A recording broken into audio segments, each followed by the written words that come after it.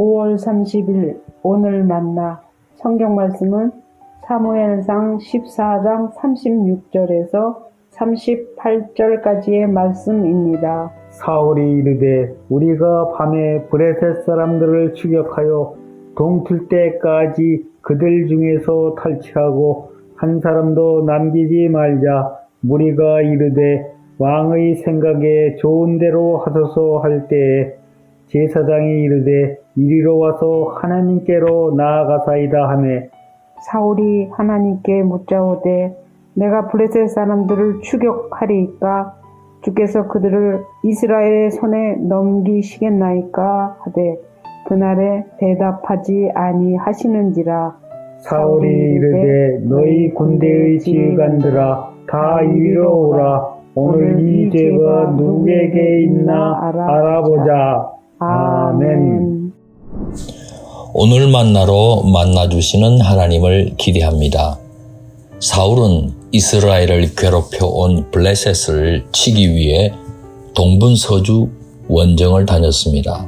한 번은 승전하기 위해 사무엘이 번제 드려줄 것을 부탁하고 기다렸지만 더디 오는 바람에 사람들이 뿔뿔이 흩어지기 시작했습니다. 그래서 자신이 번제를 집전해 버렸습니다. 이 때문에 사무엘로부터 왕위가 영원하지 못할 것이라는 질타까지 받았습니다. 또한 사울은 블레셋을 향한 보복이 끝날 때까지는 금식하라는 무리한 명령도 내렸습니다. 심지어 금식 명령을 어기면 저주받게 하겠다고 맹세까지 했습니다. 사울은 승전을 몰고 왔지만 전쟁에 동원된 백성들은 허기에 지치기 시작했습니다. 백성들은 블레셋 사람들을 정벌한 뒤 탈취한 양이나 소와 송아지들을 잡아 핏째 먹어버렸습니다.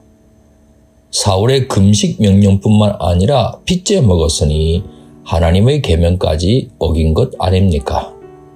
이에 사울 왕은 큰 돌을 굴려오라고 명한 다음 제단을 쌓았습니다. 그리고 탈취한 소나 양을 끌고 와서 여기서 잡아먹되 핏째 먹지는 말라고 했습니다. 자신이 내린 금식 명령을 끝내면서 하나님의 계명도 지킬 것을 분부한 것입니다. 사울은 허기를 채운 백성들에게 블레셋 사람들을 밤새 추격하여 동틀 때까지 진멸해 버리자고 독려했습니다. 지금의 기세라면 블레셋 사람들을 충분히 몰아낼 수 있다고 확신했기 때문입니다. 백성들도 왕의 분부를 따르겠다고 대답했습니다. 그런데 제사장 아히야는 그래도 하나님의 뜻을 여쭙자고 사울 왕에게 제안했습니다. 여호와의 거룩한 전쟁에서 여호와께 여쭙는 것은 언제나 필수 사항이기 때문이었습니다. 사울 왕도 그게 좋겠다고 생각하여 하나님께 여쭈었습니다. 하지만 하나님으로부터 가부간의 대답을 전혀 듣지 못했습니다. 사울은 그동안의 승전은 하나님께서 함께 하셨다는 증거로 보았습니다. 하나님께서는 당장 블레셋 사람들을 치라고 답변하실 것으로 예상했습니다. 그런데 침묵하신 겁니다. 사실상의 거절입니다. 사울은 자신들 안에 숨겨진 죄가 있기 때문이라고 판단하고 제비를 뽑게 했습니다.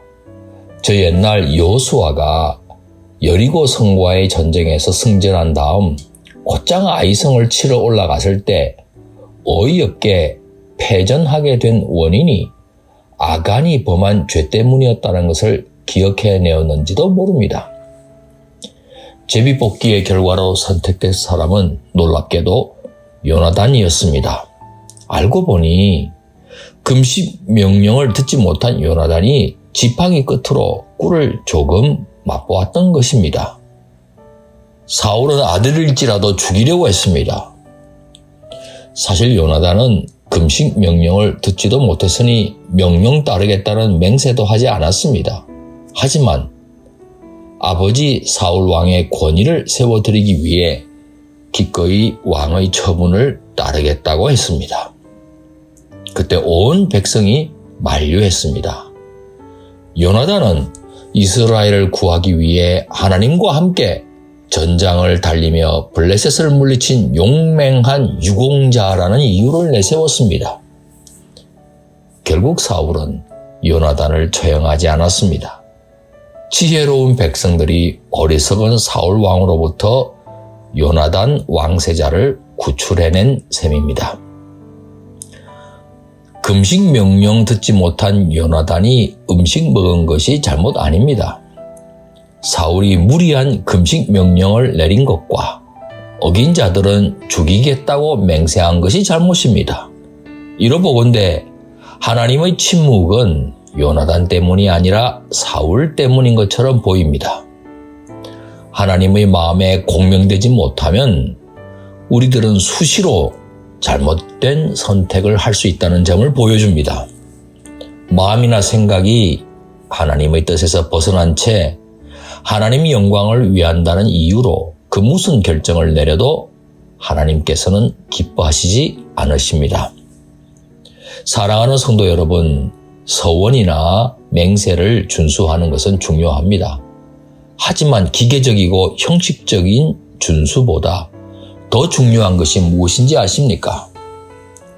매 순간 하나님의 마음을 품고 하나님과 동행하는 것입니다. 명심해야 할 일이겠습니다. 기도하겠습니다. 역사를 주관하시는 하나님, 하나님과 인격적인 교제를 통해 하나님의 마음을 품기 원합니다. 예수님 이름으로 기도합니다. 아멘. 이제 두 가지 제목으로 기도하겠습니다. 아무리 거창하게 보이는 하나님의 일이라고 해도 먼저 우리의 생각이 하나님의 뜻에 조율되고 우리의 마음이 하나님 마음에 공명되게 해 주옵소서. 둘째, 선교사님들과 현지 동역자들이 하나님의 마음을 품고 하나님께 합당히 행하며 하나님과 동행할 줄 아는 하나님의 동반자가 되게 해 주옵소서. 이 제목으로 기도하신 후에 개인 기도 하시겠습니다.